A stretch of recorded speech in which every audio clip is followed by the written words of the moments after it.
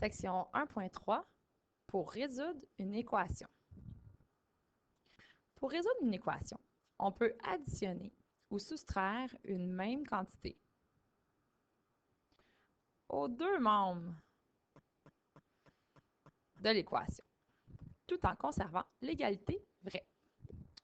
On peut multiplier ou diviser une même quantité non nulle aux deux membres de l'équation, tout en conservant l'égalité vraie. Donc, en résumé, pour résoudre une équation ou isoler une variable, il faut faire le travail inverse de la simplification de polynômes.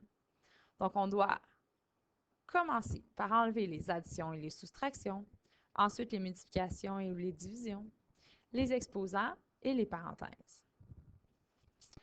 Nous allons faire les exemples A, C et D. Si on regarde l'exemple A, moins 17 est égal à moins 3x plus 4. On commence d'abord par addition et soustraction. Donc, le plus 4, nous devons enlever la même quantité des deux côtés de l'égalité. Donc, moins 4 de chaque côté pour obtenir moins 21,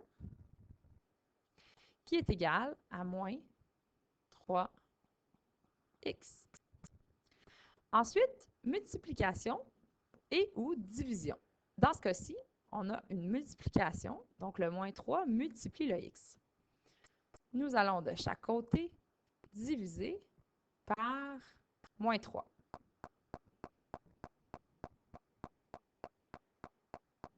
Ce qui nous donne moins 21 divisé par moins 3, 7. Et évidemment, moins 3x divisé par moins 3, nous avons isolé le x. De façon générale, notre réponse est écrite avec la variable x à gauche. Lettre C. Avant de commencer à isoler la variable a, on va regarder de chaque côté du symbole d'égalité. Si on remarque du côté gauche, vous avez deux fois la lettre a, donc deux termes avec la variable a. On peut donc les simplifier, mettre le a et le 3a ensemble pour avoir 4a plus 6 qui est égal à 7a moins 6.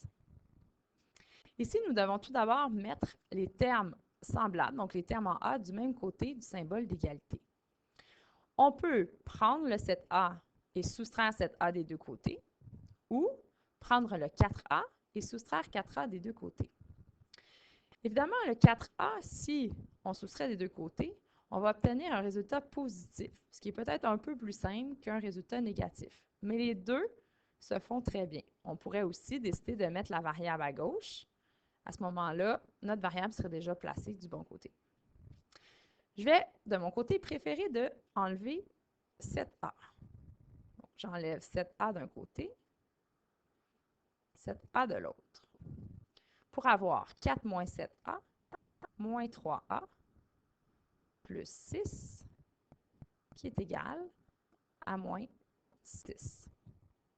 Ensuite, je fais le travail inverse de la simplification de polynôme. Donc, j'enlève mon plus 6, moins 6 d'un côté, moins 6 de l'autre côté, pour obtenir moins 3a, qui est égal à moins 12. Finalement, on divise par moins 3 de chaque côté pour obtenir la variable a isolée. Et moins 12 divisé par moins 3, on obtient 4. Donc, a égale 4. Lettre D maintenant. À la lettre D, on remarque que les variables sont au dénominateur. Donc, nous allons devoir utiliser les proportions. Le produit des extrêmes est égal au produit des moyens. Ce qui veut dire que 2 fois y moins 3. Lorsqu'on a un binôme, c'est important de placer les parenthèses. puisque 2 multiplie tout le binôme y moins 3, est égal à 5y. Nous allons tout d'abord simplifier du côté gauche.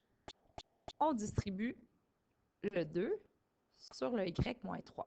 Donc 2y moins 6 pour avoir 5y. Encore une fois ici, on doit placer les termes en y du même côté. Donc on peut décider de faire moins 5y des deux côtés ou d'amener le 2y du côté droit. Ici, évidemment, c'est peut-être un petit peu plus simple d'amener le 2y du côté droit.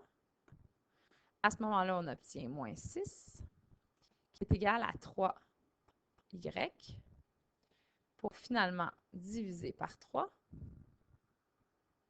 de chaque côté et obtenir moins 2, qui est égal à y. Donc, je manque un petit peu de place, y est égal à moins 2 pour la réponse finale. Tu dois maintenant compléter la page 21.